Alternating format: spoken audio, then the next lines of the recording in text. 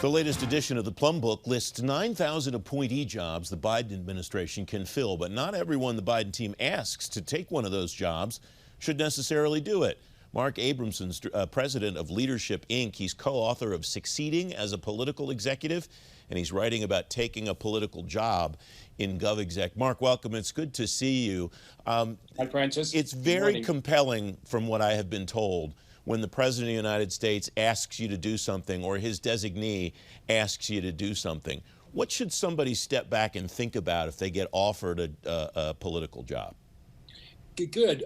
I think that's an excellent question, because my impression is people don't think about it enough. They really have to decide if they're the right person in the right job. They could be qualified, but is it the right fit? Because often people don't get the job they really want. And the discussion really ends up, will you take job number B or job number C? And job number B or job number C is not what they wanted, which is job A. So I think it's easier when the fit is good. So that word fit is a key element of the piece that you wrote, and there are four of them that you discussed. Let's walk through each one of those. The first one is the experience fit. That sounds like that's pretty straightforward. Is it as straightforward as it sounds? Well, people really have to make a decision as to whether their prior experience has led them to the job. Have they dealt with a big organization? What's their experience? Also, is their experience in the area of expertise? I don't think it's as easy to transfer expertise from one domain to another domain. So I think you have to figure out, is your experience relative to the subject matter? And also, is your experience relevant to a big organization?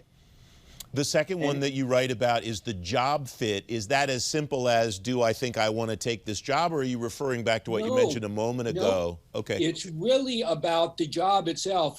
I have a thing I've been saying now for over 25 years. I've been around that long. And basically my impression of spending time in this town is there's two types of people I've seen in my career. There's policy types and there's management types. And they aren't the same. And if you look at the Plum Book, you can really identify, and I've actually done this, is which are the policy jobs, like the Assistant Secretary for Policy, and which are the management jobs, like running the Veterans Benefits Administration. The question is the job fit?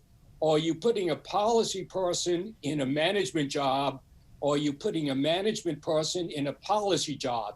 If you get it wrong, the people aren't happy. The policy types don't like to run organizations, and the management types don't like to spend their time talking about policy all day without actually running anything. A quick sidebar, that was a nice shout out to your co-author of the book, Paul Lawrence, who's serving as the head of the Veterans Benefits Administration now, so that's very nicely done. Yes, because it was really a good example of a job which is management. It does not make policy on veterans. It's a manager. And actually, in the case of Paul, that was a good fit. He's a manager, he has experience, and I think that's a good example of when it is the right job.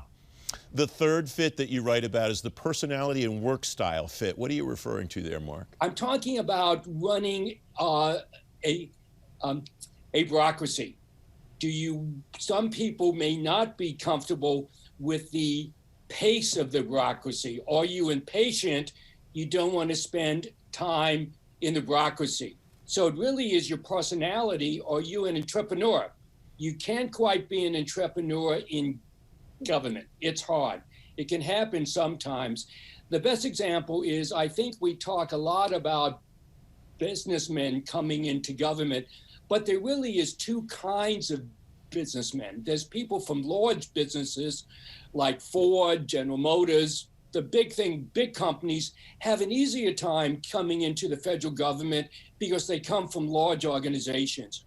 Where the problem comes is small businessmen, people who started up a company and come into government, and they go from running 300 people to 3,000.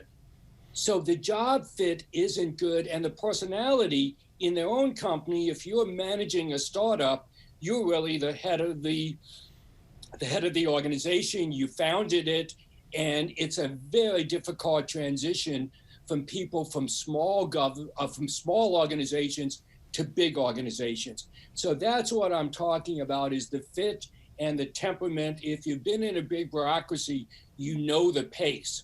If you haven't, it's going to come as a surprise and be very frustrating to you. We have about a minute left, Okay. Mark, for the last fit, and that is the scrutiny fit. Anybody that takes one of these jobs, even if it's not Senate confirmed, will have a lot of eyeballs on them, won't they? Exactly. And you have to be willing to make all your taxes available. You have to be willing to put your family at scrutiny.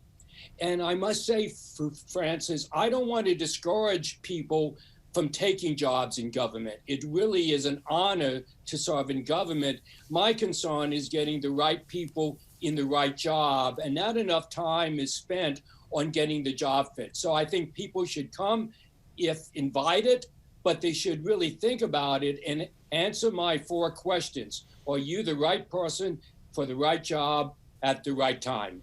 Mark, thanks very much for coming on. It's great to have you on the program. Good. Have a good day.